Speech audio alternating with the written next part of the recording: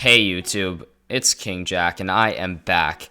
And today we are going to be talking about Nikola Vucevic, who in my opinion is definitely one of the most underrated star players in the NBA. He's definitely an all-star this season. Nobody talks about him, yet he is just one of the best centers in the league. He's 100% a top 5 center in the league.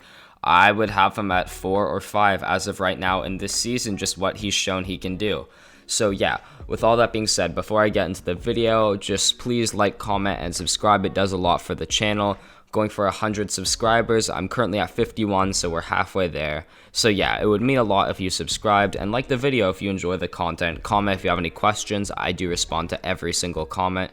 And that's just enough. I don't need to say anything else. Let's just get right into this Orlando Magic team and how good, just how simply good it has been for the player Nikola Vucevic. So as of right now, the Orlando Magic are doing all right this season to start, but now they are just absolutely struggling, I would say. They're currently 8-11. They had a really big losing streak, and I mean, when a team loses that many games that badly in a row, it signals that there's probably moves on the horizon, especially if that team looks like it should be rebuilding. And Nikola Vucevic, who's led the team in win shares the past 3 seasons, looks like he's a good trade candidate. It looks very possible for Nikola because, well, it doesn't make sense for them to have this all-NBA, all-star caliber player on the roster when he just simply isn't going to help them win, and they really don't have that high of a ceiling. The Orlando Magic, while they're 8-11, they start off super hot, then they lost Markelle Fultz. Obviously, they're playing without Jonathan Isaac. I did make a video on them earlier in the year that you can check out if you want to hear a bit more about the Orlando Magic. But basically, this team's offensive rating is 24th in the league, which is pretty bad. They're 21st in defensive rating, which is also pretty bad. And they have the 26th best net rating in the league. Yep, they're still 8-1. Or 8-11, I mean, sorry. So it's kind of confusing how they can be 8-11 with that bad of a rating, but I digress because Nikola Vucevic has been just so good for them. Now, players like Cole Anthony and them have really had to step up in the absence of Markelle Fultz, Jonathan Isaac, etc. But the player who stepped up the most is probably Nikola Vucevic. Now, he's currently averaging 23.5 points, about 11 rebounds, 3.5 assists, shooting around 50% from the field, 44 from three-point range, and almost 83% from the line. That is insane. I am absolutely confused and not sure why centers have decided to just shoot the ball so well from the field and from the three-point line this year. But, I mean, Nikola Vucevic definitely fits that trend, as he's just playing out of his mind in terms of his perimeter game this year, and his 3.5 assists also are indicating some great playmaking. And on top of all of that, this is like the lowest blocks he's ever posted in his career, and that's destined to change. But his 1.2 steals he's averaging is the highest of his career, so it balances out. So there's clearly also room for him to grow. Now, I'm not sure if this is as good as his 21-12 season where he did shoot the ball 55% from the field, 52% from the field, 55% from two-point range. But just the three-point shooting and the free throw shooting is what makes the season so impressive. The efficiency is just on a whole other level. And just like the defensive rebounding overall, it's pretty incredible that Nikola Vucevic is putting up all of these stats in his age 30 season. And it really looks like a true development for him. That being said, a lot of it is just opportunity because, I mean, the team is just a lot more free to have him just completely running everything, as he is shooting the ball 19.5 times a game compared to where he's shot around 16 or 17 in the past few seasons. So you can see why he's scoring a bit more, but I mean, I'm not entirely sure that it's like that relevant. Anyways, just looking at his defensive box plus minus and things like that, he's actually grading as a decent defender this year too, which is another good sign. He's not a defensive anchor by any means, and as we just discussed, he's not exactly a shot blocker by any means either, but he is not a bad defender. That's not something I would call Nikola Vucevic or like attribute to his game. He definitely tries on that end. He's definitely not the most gifted on that end, but, you know, he gets it done, and that's the reason he's going to be so valuable to teams. He simply gets it done. He doesn't look like he gets super scared in the playoffs or anything, and he's proven that he can lead a team to the 8 seed, and there's not that many talented players on that team, and he's done it so many times.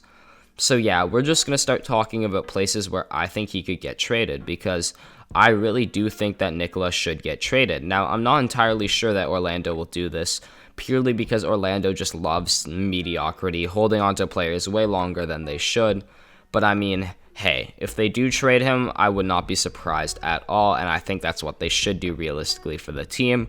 He is taking away minutes from players like Mo Bamba, and while, I mean, hey, Mo Bamba probably isn't going to be an NBA superstar like I guess some people thought he might be, or at least even a star, or a two-way demon. I mean, he still could be good, and this team is still rebuilding, and it makes the most sense for them to get a really high draft pick this year, especially missing out on Markelle and Jonathan Isaac, who are definitely the two highest ceiling players on the roster besides maybe Cole Anthony. Now, if we look at destinations and teams that definitely want Nikola Vucevic, there are quite a few that come to mind. So originally, if we're just thinking about teams that need centers, I start to think about the Raptors, I start to think about the Celtics, I definitely also start to think about some other teams such as like the Mavericks, and just teams like that sort of need a center.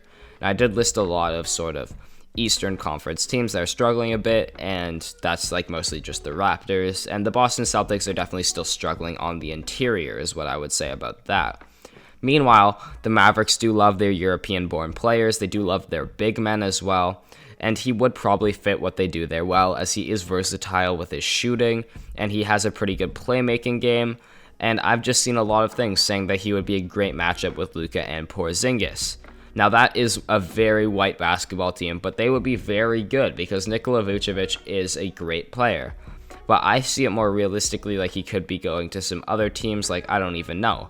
Maybe he could go to the Heat, the Raptors, the Celtics. Those are my Eastern Conference teams, which is where I think he would likely be traded to. Now, another question is just how easy would it actually be to trade for Nikola Vucevic? And I do believe he's currently under contract for $25 million a year, which really isn't that bad. Like, sure, it's a bit to stomach in terms, like, contractually, but it could be a lot worse than that. And, like, he could be on a max deal, but Orlando locked him up on that $100 million contract that spanned 4 years, so it's really not even that bad. So yeah, if you want Vucevic, you're going to have to give up some talent and some contracts, but I could definitely see how it could work. For example, if he's dealt to Boston, I could definitely see a trade centered around the Kemba Walker contract being swapped in, because that would make a lot of sense in a bunch of other ways. Because Markelle Fultz definitely can run the two guard a bit when he's back, but you don't want Cole Anthony starting on the team, so I could definitely see that Kemba Walker trade going through. If we're talking about the Raptors, I guess, again, I could see like some sort of like Fred VanVleet type trade, or maybe they just give up a bunch of supporting pieces, such as Aaron Baines would likely be out the door. They could just do a trade surrounding Aaron Baines, Norman Powell, one other like medium level contract, and some picks, and that could also get it done. And then the Heat obviously have the Andre Iguodala contract to work with, as well as the Myers Leonard contract. That already makes up the rest of the thing. From there, I would not be shocked if they threw in one of their younger guys like Kendrick Nunn, maybe Precious Achiuwa, although he seems like he's valued highly by the organization. So I do think Vucevic has some value as he's under contract. He's a great 6'11" center. He's an all-star and maybe even an all-NBA player. I'm not so sure about that, but I would not be super surprised if he was on all-NBA third team.